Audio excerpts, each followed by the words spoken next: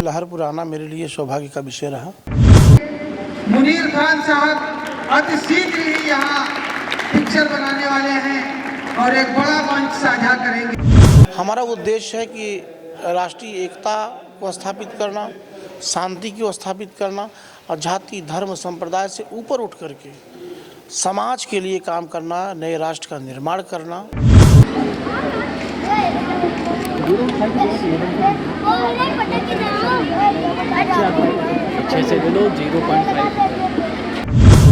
यहाँ के अच्छे पत्रकार बंधु उपस्थित थे, उनसे मेरा मिलना हुआ, अपने विचारों को मैंने साझा किया उनसे।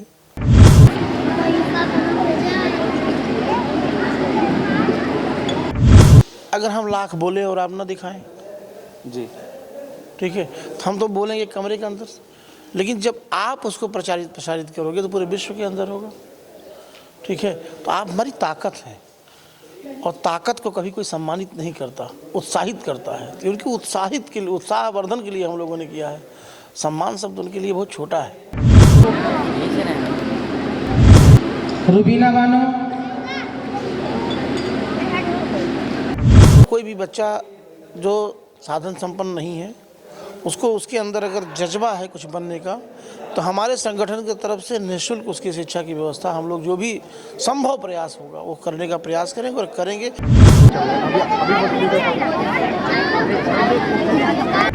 तो हम सबसे कहना चाहेंगे, खुद ही को कर बुलंद इतना खुदा बंदे से खुद पूछे बता तेरी रजा क्या है।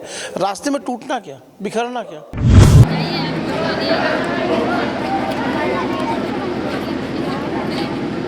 हमने तिरंगा यात्रा थाईलैंड में निकाली। 25 किलोमीटर लंबी तिरंगा यात्रा थी। बहुत सारे लोग थे, 200 गाड़ियाँ थी, हज़ारों लोगों का काफिला था और मैं 100 देशों में तिरंगा यात्रा निकालना चाहता हूँ।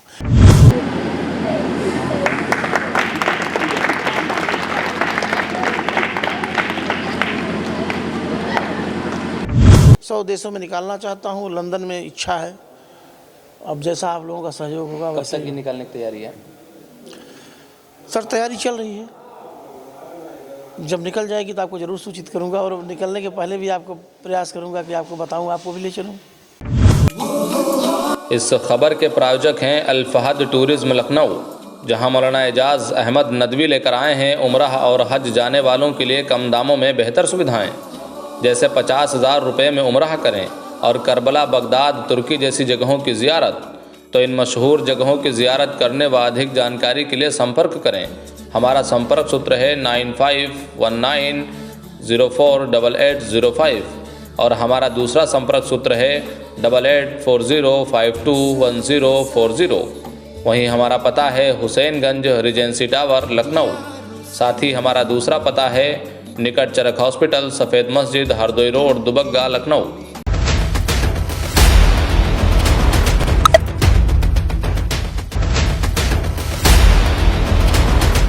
नमस्कार, मैं हूं नफीस अहमद और आप देख रहे हैं न्यूज़ 9 लाइव टीवी। मैं इस वक्त मौजूद हूं सीतापुर के लहरपुर कस्बे में और हमारे साथ इस वक्त मौजूद हैं उपराष्ट्रपति द्वारा सम्मानित और मोटिवेशनल स्पीकर और IAS PCS की कोचिंग देने वाले डॉक्टर VP सिंह जी, जिनसे हम तमाम अहम मुद्दों पर बातचीत करेंगे, क्योंकि आज आपने लहरपुर में आयोजित प्रतिभा सम्मान समारोह में मुख्य अतिथि के तौर पर शिरकत की है।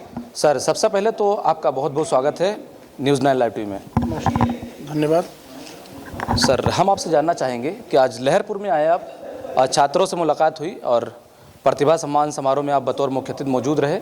छात्रों से जब आपने बात की तो क्या आपको सही और क्या गलत लगा?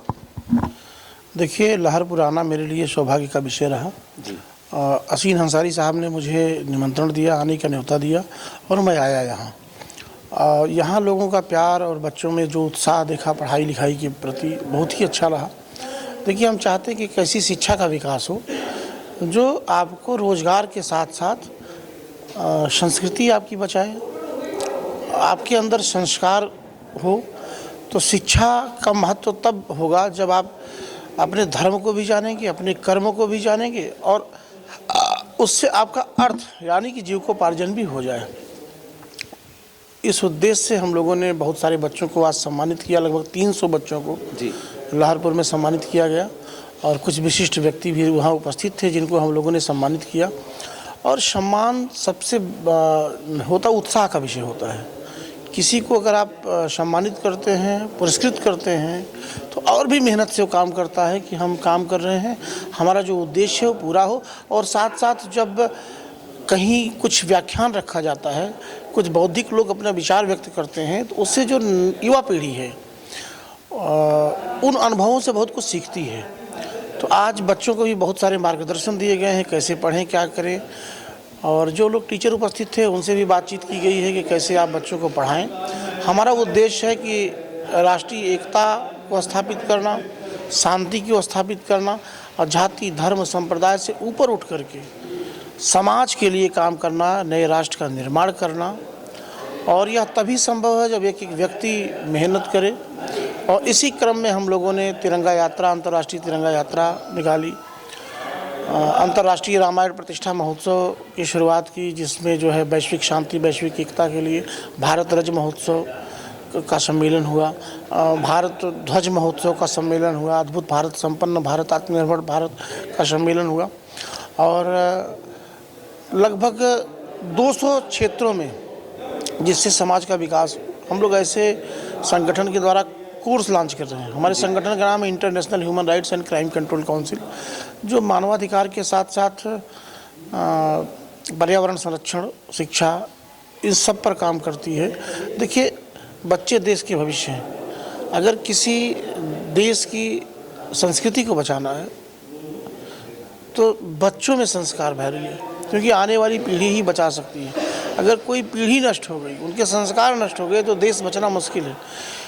इसलिए हमारे सबसे अमूल्य धरोहर अगर कोई है तो बच्चे हैं। और उनके बीच जा कर के हम लोग जो है अपने संस्कृति का, अपनी भाषा का, राष्ट्रीय एकता का हम लोग जो है प्रचार प्रसार कर रहे हैं। और हसीन अंसारी साहब, उनकी टीम, हाजी साहब और यहाँ के नगर पालिका अध्यक्ष, सब लोगों का बहुत बड़ा सहयोग रहा और सब लोगों ने अपना अमूल्य समय दिया। और देखो, कोई व्यक्ति अकेले कुछ नहीं कर सकता जी। तो यह तभी संभव है कि जब हम और आप दोनों लोग मिल करके करें। एक तो उद्देश्य अच्छा और पवित्र होना चाहिए, दूसरा लोगों का सहयोग होना चाहिए। तो जो आज यहाँ सहयोग मिला उसके लिए मैं निःशब्द हूँ, मेरे पास कोई शब्द नहीं है। और आशा करता हूँ कि आने वाले समय में भी हम लोग मिल करके बहुत अच्छा काम करेंगे। सर, आप लहरपुर में पहली बार आए हैं, आज आपका प्रथम आगमन है और पहले ही आगमन में आपने यहाँ के पत्रकारों को सम्मानित किया है। क्या आपके मन में आया, क्या खास लगा जो आपने ये कदम उठाया? देखिए, लहरपुर आना मेरे लिए सौभाग्य की बात है। मैंने कहा, क्योंकि पत्रकार जो मीडिया है वो चौथा स्तंभ है। ठीक। आज चाहे सोशल मीडिया हो, चाहे इलेक्ट्रॉनिक मीडिया हो, चाहे प्रिंट मीडिया हो, अगर सबसे बड़ी भूमिका है इन्हीं की है, क्योंकि सबसे ज़्यादा व्यक्ति आज मोबाइल पर समय व्यतीत करता है। और उस पर अगर अच्छी चीज़ें जाएँ तो मैं इस बात से कभी भी इनकार नहीं कर सकता कि अगर जो है पत्रकारों का सम्मान हो तो अच्छे समाज का निर्माण निश्चित रूप से होगा। इसी क्रम में यहाँ के अच्छे अच्छे पत्रकार बंधु उपस्थित थे, उनसे मेरा मिलना हुआ, अपने विचारों को मैंने साझा किया उनसे और अच्छा लगा। उसी क्रम में संगठन के द्वारा और साथ साथ हसीन अंसारी जी द्वारा मिल करके हम लोगों ने उनको सम्मानित किया। और मेरा मेन उद्देश्य रहा कि अगर हम लाख बोले और आप ना दिखाएं जी, ठीक है, तो हम तो बोलेंगे कमरे के अंदर, लेकिन जब आप उसको प्रसारित करोगे तो पूरे विश्व के अंदर होगा। ठीक है, तो आप हमारी ताकत हैं और ताकत को कभी कोई सम्मानित नहीं करता, उत्साहित करता है। तो उनकी उत्साहवर्धन के लिए हम लोगों ने किया है। सम्मान शब्द उनके लिए बहुत छोटा है। जी जी। आप लहरपुर में मौजूद हैं। ये सीतापुर ज़िले के अंदर लहरपुर कस्बा आता है और आप दिल्ली से बिलोंग करते हैं। आप IAS PCS की तैयारी कराते हैं। जो छात्र IAS PCS बनना चाहते हैं आप उनको कोचिंग देते हैं। अगर सीतापुर ज़िले के लहरपुर कस्बे के या अन्य जो कस्बे हैं वहाँ के बच्चे छात्र अगर IAS PCS बनना चाहते हैं और वो कोचिंग लेना चाहते हैं तो उनके लिए आपकी तरफ से क्या कहना होगा? देखिए, हमारा संगठन पूरे भारत में काम कर रहा है, international human rights crime control council. हमने बताया शिक्षा के क्षेत्र में, पर्यावरण के क्षेत्र में धर्म के क्षेत्र में, संस्कृति के क्षेत्र में, संस्कार के क्षेत्र में, सब क्षेत्रों में हम लोग काम कर रहे हैं। और अगर कोई भी बच्चा जो साधन संपन्न नहीं है, उसको उसके अंदर अगर जज्बा है कुछ बनने का, तो हमारे संगठन की तरफ से निःशुल्क उसकी शिक्षा की व्यवस्था हम लोग जो भी संभव प्रयास होगा वो करने का प्रयास करेंगे और करेंगे। हमने हसीन साहब को बोल भी दिया, अगर कोई बच्चा चाहता है तो उसका स्वागत है, उसको हम लोग अच्छे से पढ़ाएंगे। बहुत से ऐसे छात्र होते हैं जो हिम्मत तो जुटाते हैं कि हम आईएएस और पीसीएस बने, लेकिन वो किसी कारण पढ़ाई को छोड़ देते हैं और हिम्मत तोड़ देते हैं। उनके लिए आपकी तरफ से क्या संदेश है, क्या मैसेज है, क्या कहना चाहेंगे? देखिए, अगर कोई हिम्मत जुटा लिया, असफलता है नहीं। आपने एकलव्य की कहानी पढ़ी होगी। एकलव्य गुरु द्रोण के पास जाते हैं और कि मुझे धनुर्विद्या सीखनी है। गुरु द्रोण मना कर देते हैं, लेकिन एकलव्य की हिम्मत में कोई असर नहीं होता, टूटता नहीं। तो गुरु द्रोण की मिट्टी की प्रतिमा बनाता है और उनके सामने अभ्यास करना शुरू कर देते हैं और एक दिन अर्जुन से बड़ा धनुर्धर बनते हैं। गुरु को झुकना पड़ता है कि अपना अंगूठा मुझे दे दीजिए दान में, गुरु दक्षिणा में। तो हम सबसे कहना चाहें, खुद ही को कर बुलंद इतना, खुदा बंदे से खुद पूछे बता तेरी रजा क्या है। रास्ते में टूटना क्या, बिखरना क्या। जब आपने ठान लिया है तो जीवन में जो चाहते हैं वो मिलेगा। भगवान मिल जाता तो भगवान से बड़ा तो कोई लक्ष्य नहीं है। अगर आप ठान लेंगे तो आपको ईश्वर मिल जाएगा, अल्लाह मिल जाएगा, खुदा मिल जाएगा, तो उससे बड़ा तो हमारा लक्ष्य नहीं है। और हतोत्साहित नहीं होना है, क्योंकि हमको जब क्लास 1 में थे ना, तभी कछुआ खरगोश की कहानी पढ़ाई गई। कछुआ निरंतर चलता है, खरगोश विश्राम करके। तो हमको निरंतर चलना है। आप देखते होंगे हनुमान जी के बहुत मंदिर हैं, राम जी के कम मंदिर हैं। हनुमान जी के मंदिर क्यों हैं? क्योंकि राम काज कीन्हे बिना मोहि कहाँ विश्राम। तो हमें विश्राम नहीं करना है, ठीक है। हमें अपने, जब तक हम अपने लक्ष्य को प्राप्त न कर लें तब तक मुझे चलते रहना है, चलते रहना है और हमको लक्ष्य मिलेगा। इसीलिए एक कविता है कि मुझे कहाँ विश्राम बदा, ये मुक्त निमंत्रण चलना है, अभी तो मिलो मुझको, मिलो मुझको, मिलो मुझको चलना है। तो जीवन में जब आपको कोई भी लक्ष्य दिख रहा है और उसमें लोग चल करके, उस रास्ते पर चल करके सफल होते हैं, तो आप भी सफल होंगे, कामयाबी आपको मिलेगी। और यही शुभकामना सभी तैयारी करने वाले लोगों को हमारी है, ठीक है। हम लोग बहुत प्रयास भी कर रहे हैं, उत्साहवर्धन कर रहे हैं, क्योंकि देखिए आज हतोत्साहित कब होता है इंसान, जब उस पर ज़बरदस्ती कोई चीज़ें थोपी जाती हैं। हम सभी अभिभावकों से भी प्रार्थना करते हैं, बच्चे का जो मन है उसको करने दीजिए।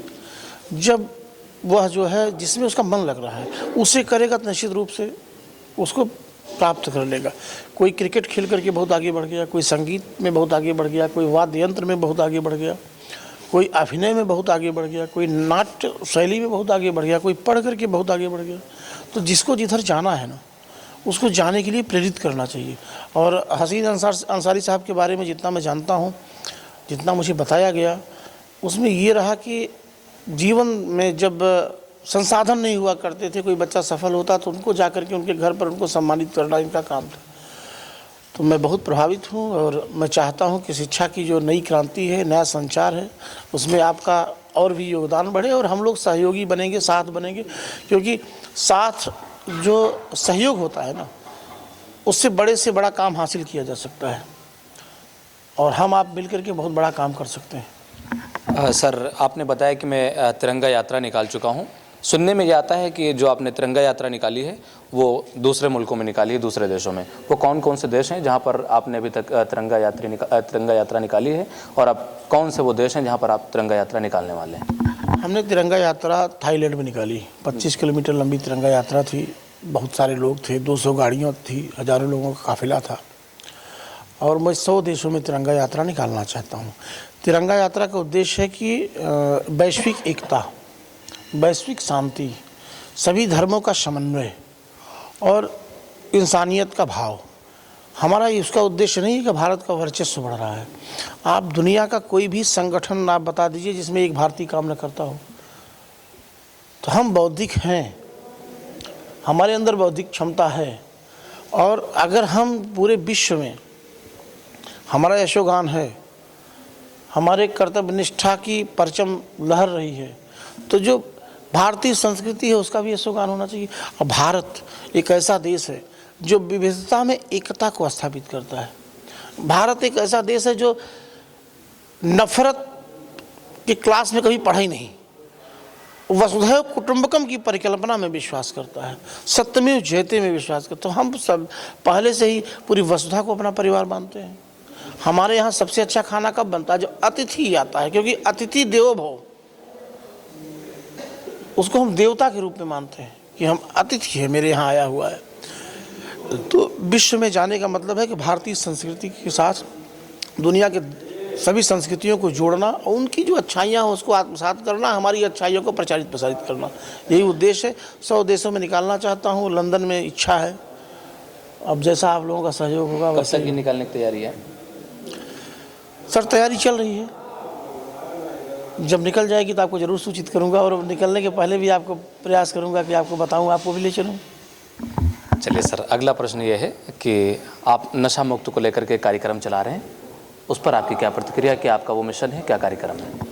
देखिए, छोटे छोटे बच्चे आज नशा कर रहे हैं जी। सबसे दुर्भाग्य का विषय है कि छोटे छोटे बच्चे जो इंग्लिश मीडियम के स्कूलों में पढ़ रहे हैं उनके यहाँ ई सिगरेट मिल रहा है। बहुत सारी ऐसी चीज़ें मार्केट में हैं जिनको जो है राज्य सरकार और हमारा राष्ट्र का सरकार अनुमति ही नहीं देती। आप देखिए कि सब इस देश का कितना बड़ा दुर्भाग्य है कि गुटखा, कभी आप देखिए गुटखा हो, सिगरेट हो, तो उन पर कितना भयावह दृश्य बना होता है। एक फ़ोटो होती है जिसमें कैंसर हुआ है, मुंह सड़ा हुआ है, उसके बाद भी लोग गुटखा खा रहे हैं, उसके बाद भी लोग सिगरेट पी रहे हैं। ठीक है, बड़े पी रहे हैं, उन्होंने तो अपनी ज़िंदगी ख़राब कर ली। जो बच्चे उसके में जा रहे हैं उनका भविष्य क्या होगा, उनका जीवन क्या होगा? तो हम चाहते हैं कि लोग कर्मठ बने, लोग देश के काम आएँ, लोग समाज के काम आएँ, लोग परिवार के काम आएँ, इसलिए नशा मुक्त चाहते हैं। और देखिए, वो तभी संभव है जब उनके अंदर अवेयरनेस लाएंगे। कठोर कानून बना करके हम नशा को मुक्त नहीं कर सकते। अवेयरनेस, जागरूकता, उनके अंदर ऐसी भावना हो कि जो हम कर रहे हैं गलत है। जिस दिन उनको एहसास हो जाएगा उस दिन छोड़ देंगे। इसीलिए हम लोग काम कर रहे हैं, हमारी टीम काम कर रही है पूरे भारत में। तो ये हमारे साथ डॉक्टर पीपी सिंह जी थे, जो दिल्ली से बिलोंग करते हैं और IAS PCS की कोचिंग देते हैं, जो हमसे बातचीत कर रहे थे और साफ तौर से अपना पक्ष रखा, अपनी बात कही, बहुत ही बेबाकी से हमारे सवालों का जवाब दिया। आपका हमसे बातचीत करने के लिए बहुत बहुत शुक्रिया। कैमरा पर्सन मोहम्मद तौफीक के साथ मैं Nafees Ahmad, team news 9 live TV, Sitapur.